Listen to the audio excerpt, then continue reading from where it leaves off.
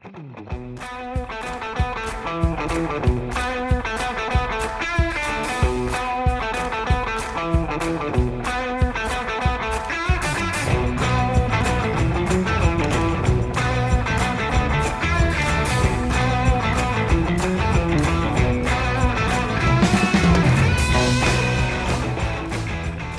folks, it's Ed here. Just an update.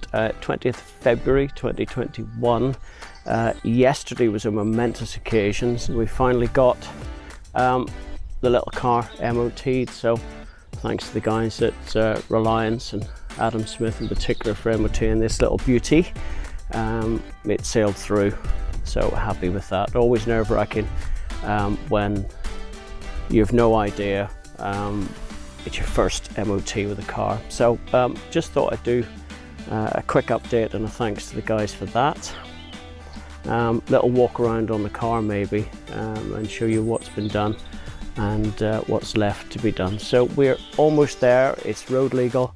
I don't need a trailer to take it to and from. The intention was to have it road legal and drive to the circuits a la Sam McKee at McKee Motorsport. So a few thank yous all around. We'll get to those bits as and when. So flip the camera around and we'll have a look where we're at. So here is the car as she stands now. So all the suspension's done. The ride height is perhaps a little high, but I left it that way so that we could get it onto the ramp to get it MOT'd. Looks exactly the same as probably when I bought it. However, there's been 10 grand or thereabouts sunk into this. So running Michelin Pilot Sports on 17 square. So thanks to Sam at McKee Motorsport for suggesting I just go same sized rims. That's what it means when you go square. Same width front and back. All the tires are the same, so we can rotate them, because traditionally it's the front left that gets the pasting. So that's what we're going to do between races and just even the wear out. So open the bonnet. I'll show you what we've achieved in here. Really, we popped in. I've got it covered for now, but that's a Mocal 19 row oil cooler. The pipes to and from, that's the supply, this is the return.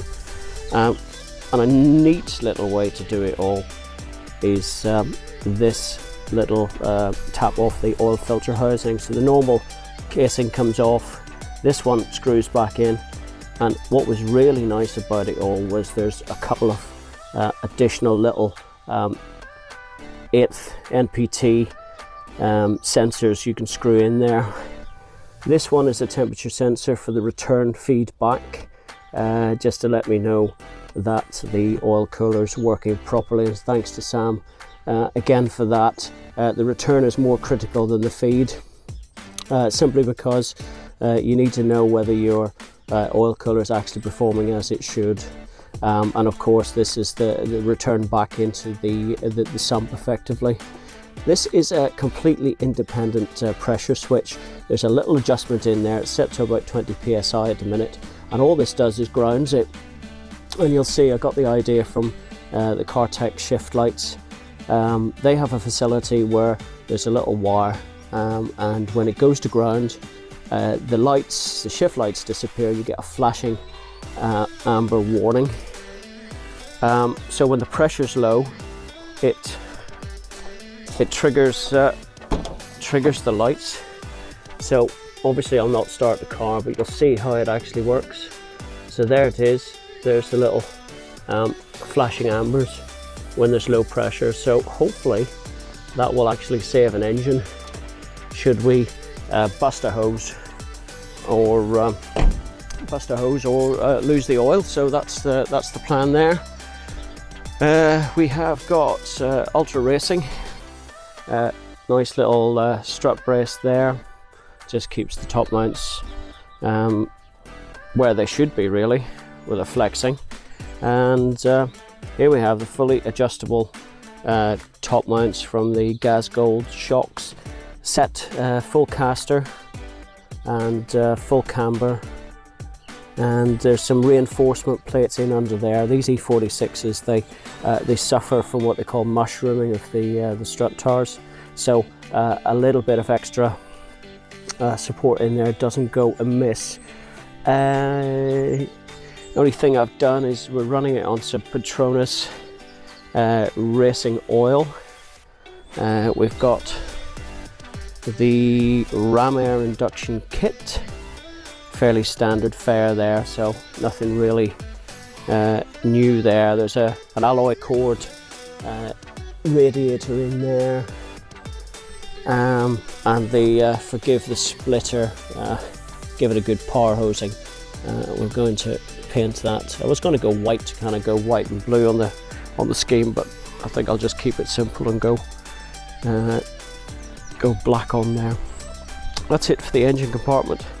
The wheels are stinking, by the way, so obviously it was wet going yesterday to the MOT centre.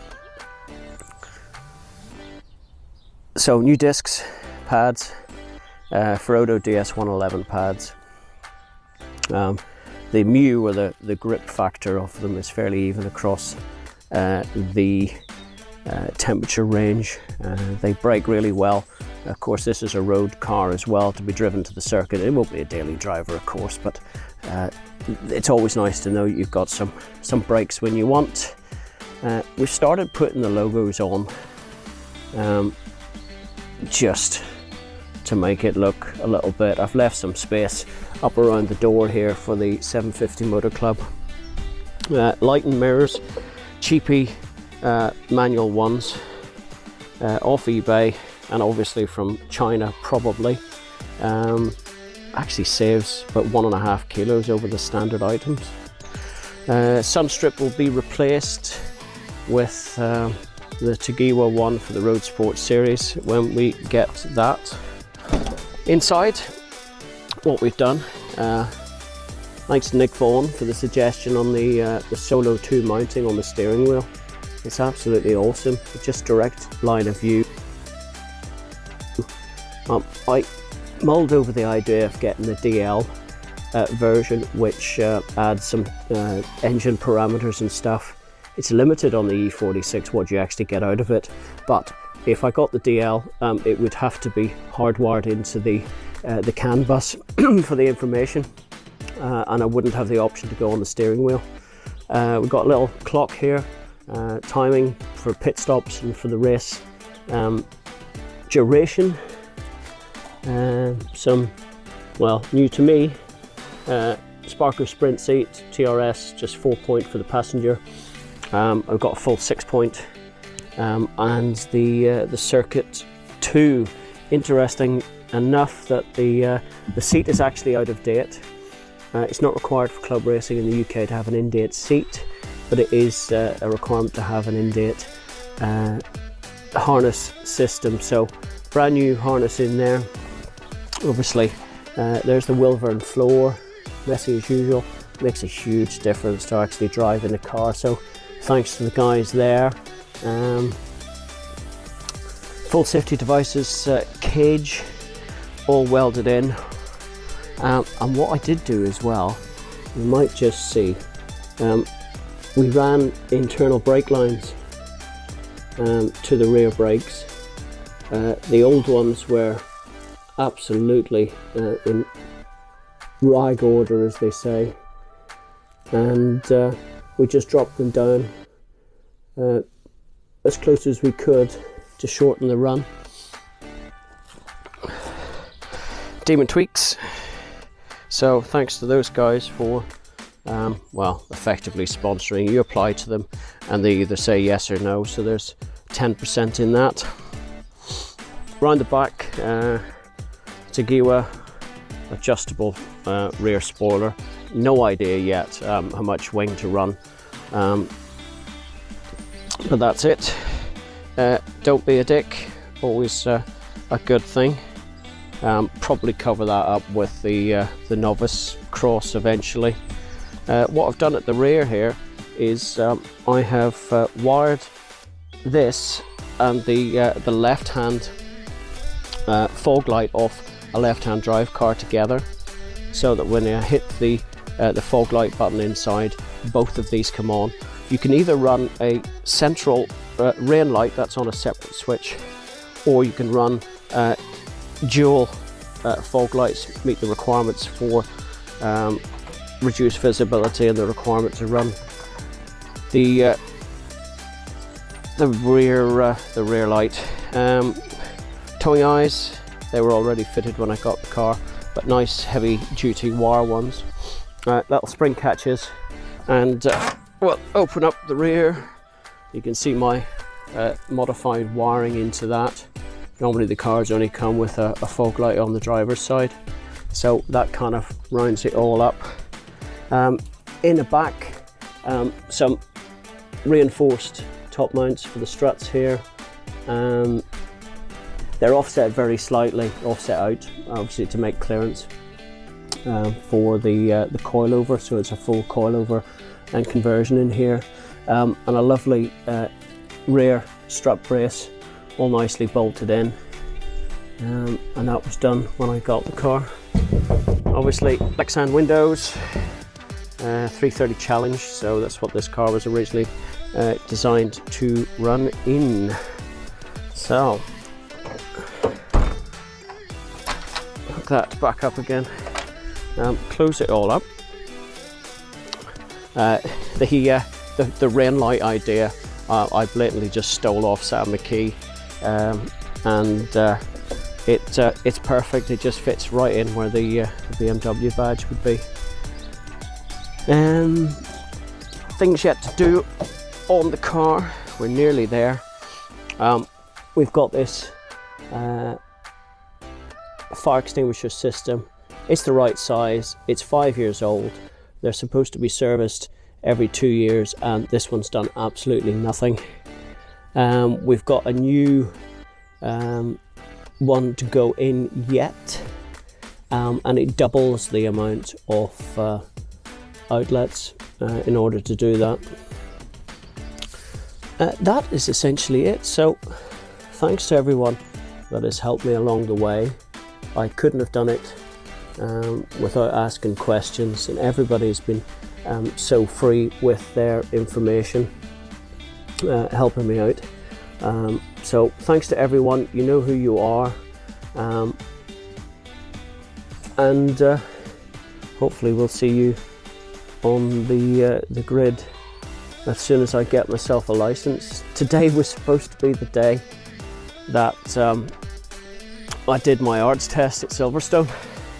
Of course, with the lockdown and COVID, that was all completely cancelled. I rebooked again at Brands Hatch for the 27th of February. That was cancelled. So now we're crossing our fingers and hoping for the 22nd of March. Leaves it fairly tight for the first race at Silverstone at the 4th of April.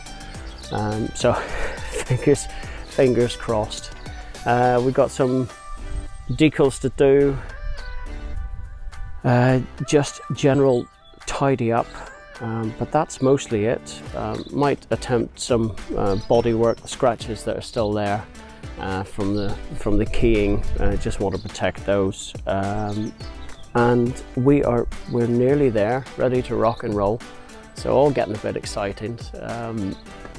Be interesting to see. I was going to hold off racing this year and go and race next year, do a bit of testing, get used to the car and track days and stuff, but you know, life's too short, and a few of the guys I've spoken to have said they put it off for far too long. So I'm hoping to learn on the job, as it were, start at the back and hopefully work my way a little bit forward as we go.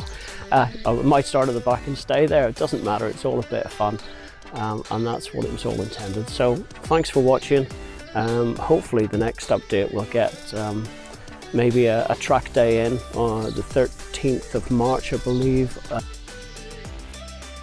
750 Motor Club at Silverstone, under track day rules, so I don't need a license for that.